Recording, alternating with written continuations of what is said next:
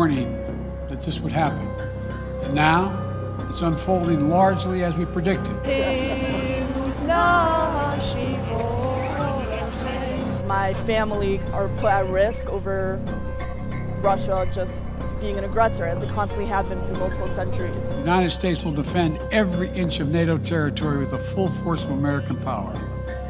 And the good news is, NATO is more united and more determined than ever. Make no mistake, freedom will prevail. Thank you for joining us at 4. I'm Jessica Porter. After months of military buildup, Russia has invaded Ukraine, which was once part of the Soviet Union. The death toll climbing, according to Ukraine's health minister. 57 Ukrainians killed as a result of the Russian invasion, 169 more wounded. Isabel Rosales is in Washington on the latest sanctions outlined by President Biden.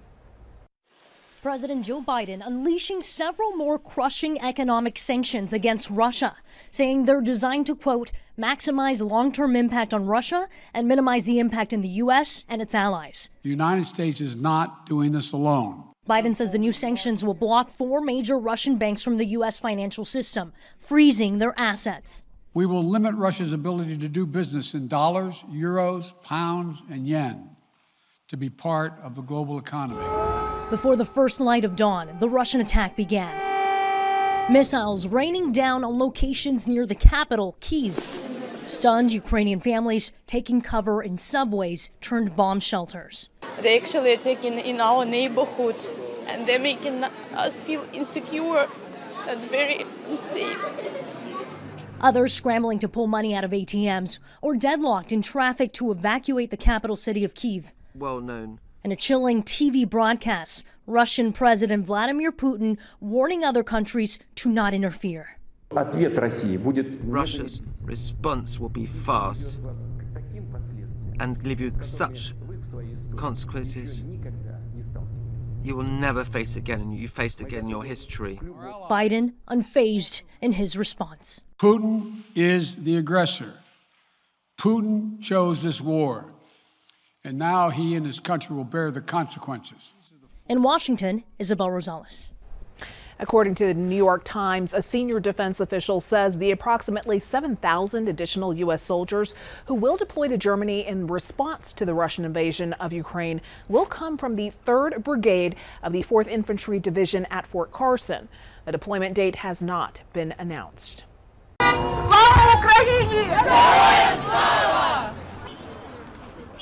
Naturally, people around the world are reacting to the latest events in Ukraine. Here in Denver, dozens of people showed up to the steps of the state capitol in solidarity for the families who are trying to leave Ukraine safely. Colorado's congressional delegation also had some strong words for President Putin. Many of Colorado's Congress members sent out statements or tweets talking about the crisis in Ukraine and expressing support for the country. Congresswoman DeGette said, quote, there is a special place in hell for people like Vladimir Putin. Congresswoman Boebert, meanwhile, called on this administration and Congress to immediately unleash national energy production capabilities. We caught up with Senator John Hickenlooper this afternoon, and he talked about the possibility of cyber war. If we're not careful, this thing could escalate into an all-out cyber war. No one has any idea of what that's going to look like. So I think I support the president 100%. I think the Republicans and the Democrats have to come together right now and get us through this sticky piece without taking every opportunity to criticize each other, but come together as a country and demonstrate a democracy is going to stand by another democracy. Coming up tonight at 6, we will have more reaction to the Ukraine crisis from Colorado's congressional delegation, including a one-on-one interview with Senator Michael Bennet. Well, taking a closer look at why Putin is invading Ukraine now, it's important to understand the history of the region and Putin himself. Putin joined the KGB in the 1970s and eventually became the chief of Russia's counterintelligence agency. Putin has been in power unopposed since 1999. He altered Russian constitutional term limits to stay in power.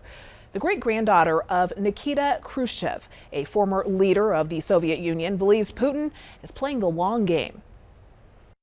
Russia suffers from a tremendous superiority complex because of its size and its history and its potential, and also tremendous inferiority complex precisely because it's never really accepted into being a European country.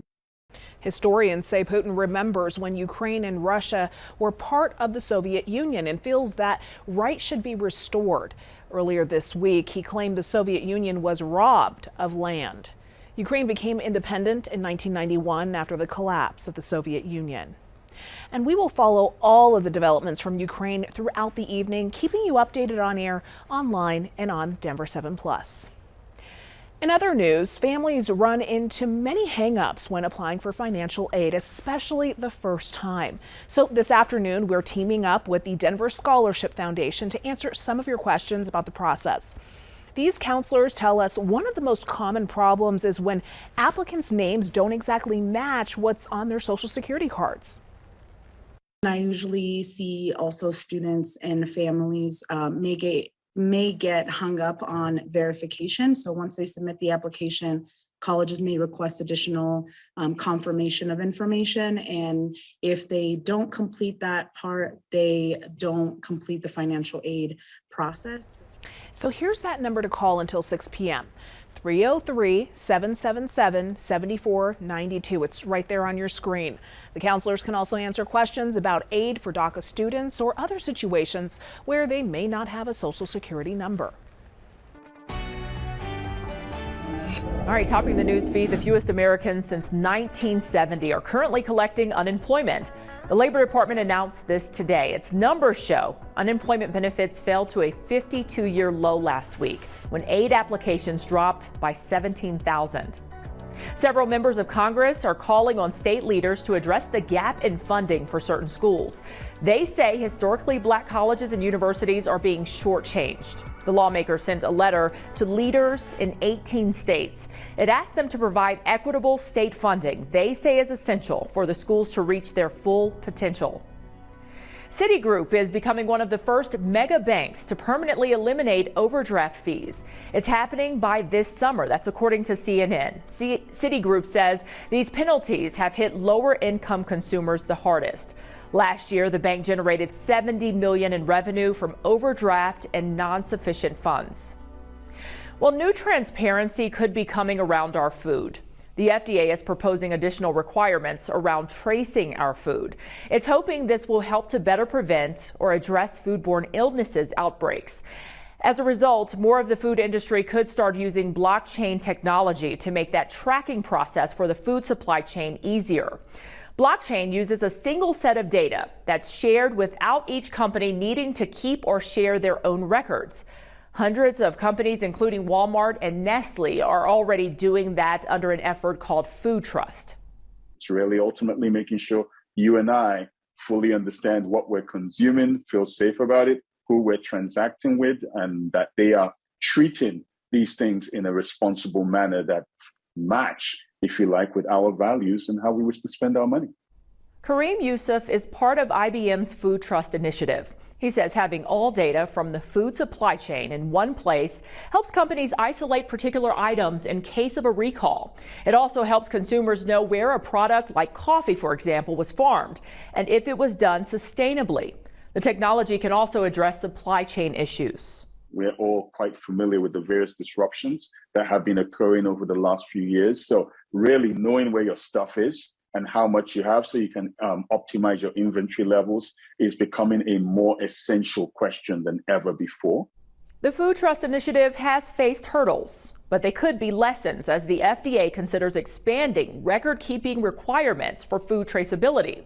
They're working to help companies get their data onto the network more efficiently with less expense. Flying cars and drones delivering life-saving medical supplies to rural areas. The idea isn't far off. The new efforts to test and speed up the innovation right here in the U.S. And Colorado is home to some one-of-a-kind rides. Up next, we'll introduce you to the local shop customizing some of the most exotic cars in the world.